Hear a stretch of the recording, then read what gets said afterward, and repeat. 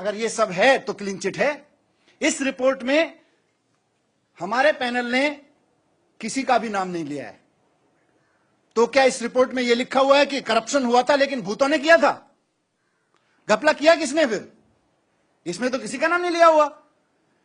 DDCA के probe ने, जो प्रोब पैनल डीडीसीए का था, उसने लिया हुआ है। इलेक्शन कमीशन ने नाम तक लिए हुए हैं।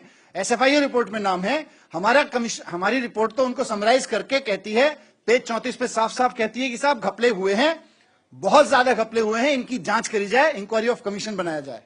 इंक्वायरी ऑफ कमीशन बना दिया गया। लेकिन इतनी हड़बड़ी क्यों है? इतना दबाव क्यों है? कौन सा दबाव काम कर रहा है कि अचानक अरुण जेटली जी को क्लीन चिट घोषित की जा रही है चारों तरफ देश भर में? ये सवाल मैं उठाना चाह रहा हूं।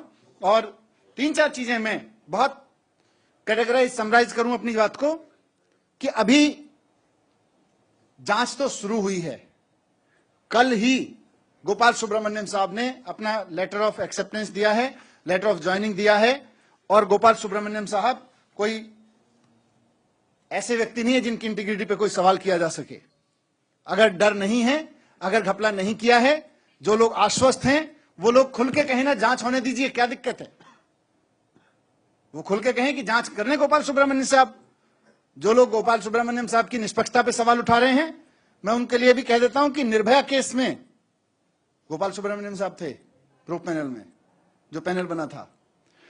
राजीव गांधी हत्याकांड में उन्होंने इंक्वायरी करवाई है, ग्राम स्टेन्स के मामले में कराई है, यहां तक कि बीजेपी की सरकारों के दौरान कसाब वाले केस में और पार्लियामेंट अटैक के केस में वो बीजेपी के एक्सटेंडिंग, बीजेपी की तरफ से स्पेशल प्रोसिक्यूटर थे।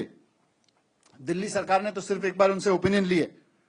लेकिन देश भर में इतने क्रेडिबल वकील, इतने क्रेडिबल एडवोकेट अगर जांच कर रहे हैं तो डर किस बात का है?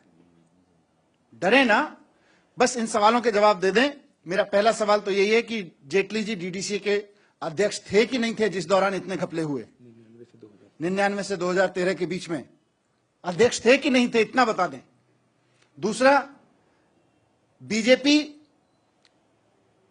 और Jaitley ji commission of inquiry से भागने की कोशिश क्यों कर रहे हैं? पिछले दरवाजे से उसको नल एंड वॉइड कराने की खबरें क्यों प्रसारित करा रहे हैं? कमीशन ऑफ इंक्वायरी का स्वागत करें, कहें कि देश के एक क्रेडिबल वकील इसकी जांच कर रहे हैं, मेरे से जो भी सवाल पूछा जाएगा मैं खड़ा हूं, मैं जवाब दूंगा। क्या 16,000 रुपए प्रतिदिन का लैपटॉप हायर करने की जो घटना हुई डीडीसीए में, वो घोटाला था कि नहीं था? 16,000 करोड़ रुपए प्रतिदिन की दर पे जो लैपटॉप हायर किए गए, 24 करोड़ का स्टेडियम 114 करोड़ तक पहुंचा। और जिन कंपनियों को ठेके दिए गए थे, उनके डायरेक्टर्स के पते, उनके बैकग्राउंड में एक ही डायरेक्टर होने का ये सब घपला हुआ कि नहीं हुआ डीडीसीए में? अगर डीडीसीए में घपला नहीं हुआ तब तो बहुत अच्छी बात है, सब लोग मान लेते हैं क्रिकेट बहुत अच्छा चल रहा है देश में। और अगर अच्छा चल रहा है तो फिर ये हो हंगामा क्यों था? डीडीसीए कीर्ति आजाद साहब ने तो टेप रिकॉर्ड वो जारी करके कहा, वीडियो रिकॉर्डिंग जारी करके कहा, उसमें जेटली जी बताते दिख रहे हैं कि बचाना पड़ेगा लोगों को। फिर वो जो मैच हुआ, अगर डीडीसीए इतना ही पाक साफ है, डीडीसीए में घपला ही नहीं हुआ, तो फिर अदालत ने जस्टिस मुदगल की निगरानी में मैच क्यों कराया? फिर तो डीडीसीए बहुत बढ़िया काम कर रहा था, जेटली जी बहुत बढ़िया काम कर रहे थे, जेटली जी को रिइंस्टेट कर देते। तो मैं सिर्फ इतना कहना चाहता हूं कि इन हरकतों से बाज आएं। जो लोग ये कर रहे हैं, माफी मांगने की बात कर रहे हैं, जो लोग कह रहे हैं कि क्लीन चिट मिल गई है, इनसे बाज आएं। और मैं मीडिया से भी रिक्वेस्ट करना चाहता हूं कि इतनी जल्दबाजी ना दिखाए जेटली साहब को पाक साफ दिखाने के लिए। आप प्रोब होने दीजिए, प्रोब होने तक बताइए कि जांच हो रही है। अभी जांच हुई कहां है?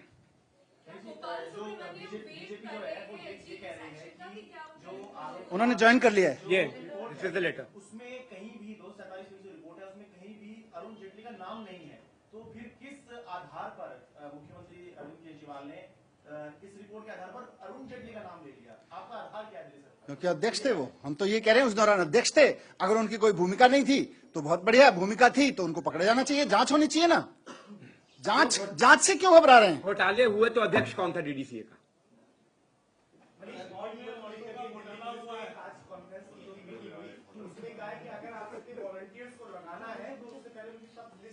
वो ठीक है, that's it. वो देख लेंगे वो क्या चाह रहे हैं.